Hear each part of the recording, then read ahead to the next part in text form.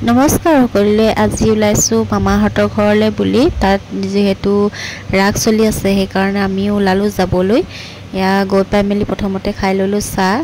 ফালে ইডলি ৰসগোল্লা তেনেকৈ আৰু তাৰপৰা ৰাতি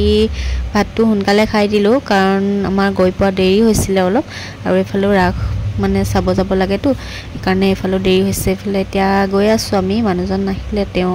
ভাগৰ লাগিছে কাৰণে শুই গ'ল পাৰ্কিং কৰি মেলি এতিয়া या पालुही आरु राग स्टार्ट होले आरु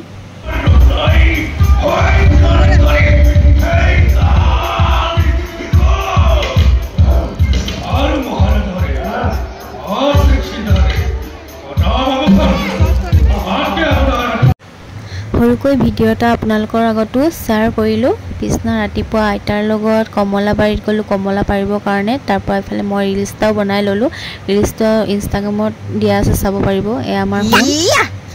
আগা পোস্টা হি গয়া এনে গয়া হই হি মাথাটো বেকা কৰি এনে লাগি হি গয়া হি উই হি এই ফুফুলু হি Ui, fufulu. Hi. ইফালে ৰাতি হাজত আসলে হা তাকে মামি আৰু মই গলো কলপাত কাটি আনিব কাৰণে এয়া কলপাত কাটিছে সবচোন দাহে তাৰ পৰা ইফালে হাঁহৰ ৰেচিপিটো মই শৰ্ট ভিডিঅ'ত শ্বেয়াৰ কৰি থৈছো আপোনালোককো ডেসক্ৰিপচন বক্সত লিংকটো দি দিম চাব পাৰিব মইনো কেনেকৈ বনালো